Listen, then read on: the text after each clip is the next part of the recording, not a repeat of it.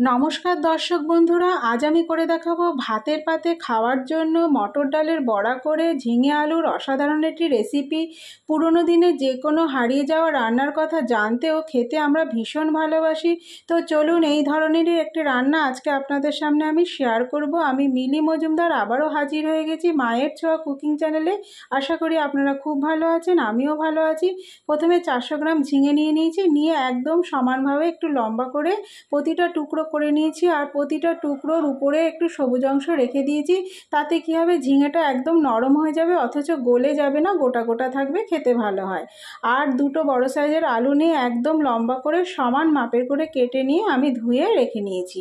এর পরের স্টেপ হলো 100 গ্রাম মতো মটর ডাল আমি 1 ঘন্টা আগে ভিজিয়ে নিয়ে তারপর এটি মিক্সিং জারে একটু গোটা গোটা অবস্থায় পেস্ট করে নিয়েছি। আর 1 ইঞ্চি আদা, 10-12টা কাঁচা পাকা লঙ্কা পেস্ট করে নিয়েছি। তারই কিছুটা অংশ ওই মটর ডাল বাটার মধ্যে দিয়ে দিচ্ছি। দেখুন, বাকিটা রান্নায় আমি ইউজ করব। এরপরে এর মধ্যে দিয়ে দেব কালারের জন্য হলুদ গুঁড়ো। খুব বেশি দেব না, অল্প দেব, এই 1/4 টিস্পুন মতো হলুদের গুঁড়ো দেব। ব্যাস, দেওয়া হয়ে গেছে। এরপরে দেব এর মধ্যে লবণ, সেটাও 1/4 টিস্পুন লবণ দেব। দেওয়া হয়ে গেছে। ভালো করে এবার হাত দিয়ে মেখে নিতে হবে। দেখুন, একটু জল ইউজ করে নি বাটাতে, তো তার জন্য কত সুন্দর হয়েছে। দেখুন, একটু জল জল ভাব হয়নি, খুব সুন্দর করে বড়াটা করা যাবে এর ফলে। তো দেখুন, ভালো করে মিশিয়ে নিচ্ছি। আর মটর ডালটা এমনিতেই একটু মিষ্টি মিষ্টি, তাই এক্ষেত্রে কোনো মিষ্টি দেওয়ার দরকার নেই। চলুন বড়াগুলো ভেজে নিই। গ্যাস ধরিয়ে গ্যাসে কড়াই বসিয়ে কিছুটা সাদা তেল কড়াইয়ের মধ্যে দিয়ে দিলাম। এবারে গ্যাসটা হাই করে তেলটাকে ভালো করে গরম করে নিতে হবে। আর খুন্তির সাহায্যে তেলটাকে চারিধারে স্প্রেড করে দিতে হবে। দেখুন, তেলটা আমার গরম হয়ে গেছে। এরপরে আমি মটর ডালটা এর মধ্যে বড়া শেপ করে দিয়ে দেব।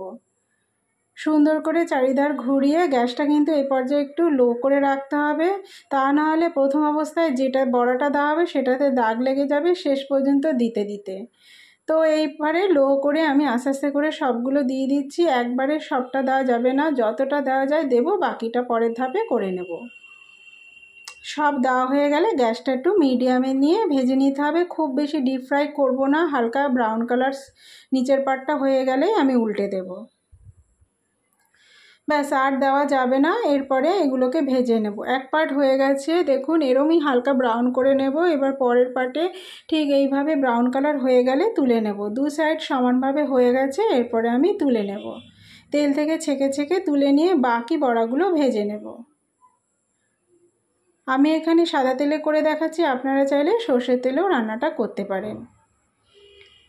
এরপরে বাকিগুলো দিয়ে দিচ্ছি। দেখুন, যেহেতু এটা একটা নিরামিষ রান্না, পুরনো দিনের সাবেকি রান্না, তাই সেক্ষেত্রে মটর ডালের বড়া করেই দেবেন।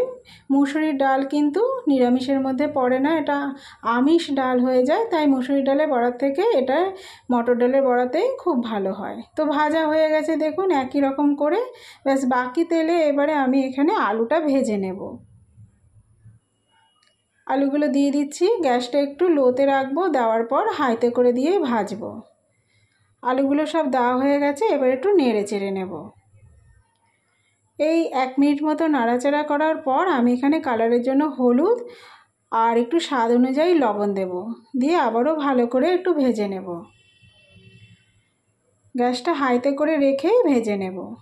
দেখুন, হালকা মতো ভাজা হয়ে গেছে, গায়ে একটু কালারও চলে এসেছে আলুর। আমি তেল থেকে ছেঁকে ছেঁকে আলুটা তুলে নেব। ব্যাস, বাকি তেলে রান্নাটা আমি করে নেব। এবার একটা ফোড়ন দিতে হবে, ফোড়নের পালা।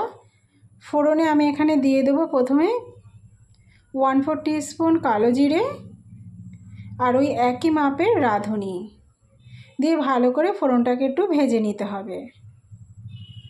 গ্যাসটা হাইতে দিয়ে ফোড়নটাকে একটু ভালো করে ভেজে নিতে হবে। ফোড়নটা দিয়ে খুব সুন্দর একটা গন্ধ বেরিয়ে যাবে, সেই পর্যায়ে একটা শুকনো লঙ্কা এর মধ্যে ছেড়ে দেব। দিয়ে শুকনো লঙ্কাটাকেও ভালো করে একটু ভেজে নিতে হবে। ভাজা হয়ে গেছে দেখুন। এরপরে কেটে রাখা ঝিঙেটা দিয়ে দেব, দিয়ে ভালো করে একটু নাড়াচাড়া করে নিতে হবে। গ্যাসটা একটু লোতে করে রেখেই করতে হবে। ব্যাস, এইভাবে একটু নাড়াচাড়া করে নিচ্ছি। দেখুন, হয়ে গেছে। এরপরে আমি একটু পরিমাণ মতো লবণ দিয়ে দিলাম। আর বাকি যে আদা আর কাঁচা লঙ্কার পেস্ট সেটার মধ্যে দিয়ে দিচ্ছি। আর দিয়ে দেবো সেই 1/4 টিস্পুন হলুদ গুঁড়ো। দিয়ে ভালো করে আবারও সব মিশিয়ে নেব খুন্তির সাহায্যে। আর দিয়ে দেবো এই 1/4 টিস্পুন জিরার গুঁড়ো। জিরের গুঁড়ো আপনারা দিতেও পারেন, নাও দিতে পারেন। তো ব্যাস এইভাবে একটু নাড়াচাড়া করে নিচ্ছি। দেখুন, গ্যাসটা মিডিয়ামে রেখে নাড়াচাড়া করতে হবে। কিছুক্ষণ নাড়াচাড়া করার পর ভেজে রাখা আলুটা দিয়ে দিলাম। দিয়ে আবারও আলুর সাথে ঝিঙে ভালো করে কষিয়ে নিতে হবে। ভালো করে কষানো হয়ে গেছে। এরপরে 1 গ্লাস মতো আমি এখানে উষ্ণ গরম জল দিয়ে দিলাম।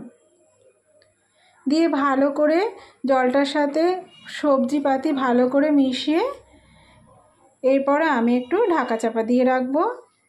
10 মিনিটের জন্য মিডিয়াম ফ্লেমে ঢাকা দিয়ে রেখে দেব। 10 মিনিট পর ঢাকনা খুলে দিয়েছি। দেখুন, প্রায় 60% সিদ্ধ হয়ে এসেছে, টকবক করে ফুটছে। এই অবস্থায় আমি বড়াগুলো দিয়ে দিলাম।